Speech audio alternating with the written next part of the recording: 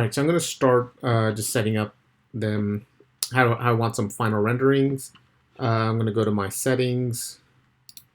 In case I need to, I'm just going to revert, just go back to the default settings in case you need to. In case your rendering is not working correctly, just always go back and revert these. Add a material. I already have a few materials on here. I'm just going to render this. And as you're doing some test renders, um, unless you want to wait, you just want to do some very quick test renderings just to see what the overall image is going to look like, and you don't want to wait for the final to finish. Just make sure that you go back to your settings, and on the quality, I'm going to bring this all the way down. I'm going to turn on my save frame just so I know what I'm rendering. Yeah, make sure that's turned on. And I'm also going to reduce the overall size. I'm going to make this fairly small just so that they render a little bit faster. And I could always just change my material. I could always have this object selected, and I could always just change the material just to see what these different ones will look like. And it renders so much faster. And it's small. It's a small image, but I get a quick preview.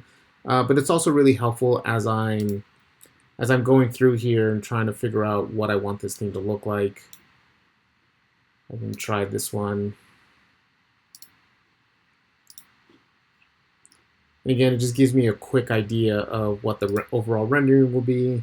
Right, I can try something in metal or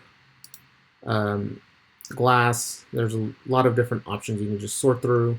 But I really don't want to wait too long while I'm searching through which material that I want. Apply to mirror selection. And then once I find the one that I want, the material that I want, say for example, okay, this is the one that I want, then I go back to my settings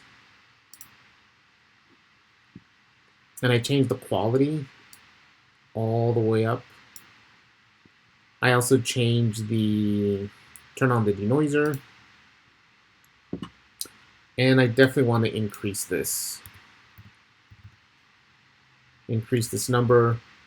This will take a while to render, but then I can finally have this all set up and ready to render. And just make sure you have your 3 different views. All right, I can just, since I already have some saved views, I can just go through them and render all 3 of them at a really high quality.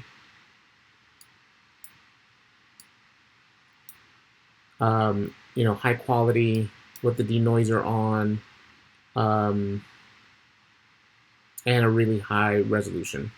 And just to show you some examples, I'll have this rendering in the background.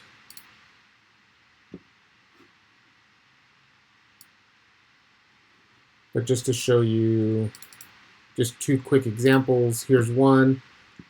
See, I have the grid on here just to have them all separated in very organized fashion. This is an 11 by 17 at 300 dpi. So if I go to my image size, I can see it's an 11 by 17 at a resolution of 300 pixels. I can turn off my grid or turn off my guides. And I can see my my overall presentation there with the 3 renderings from 3 different views. And here's another one. Again, same overall grid layout. It's all organized. I can also see that this one's an 8.5 by 11 at a resolution of 300. I can turn off the guides. And I can see that it's in how it's overall organized, really well laid out. The one thing just to pay attention to that you may not want to do is on this bottom image, when they rendered, they didn't get the entire image, they didn't get the entire model, so it kind of gets cropped on the ends, which looks a little strange. It's a really nice view of it, but it just looks a little strange being cropped. So if you're going to do something like this, just make sure you get the entire design. I'll go back to this and Yeah, this is still rendering.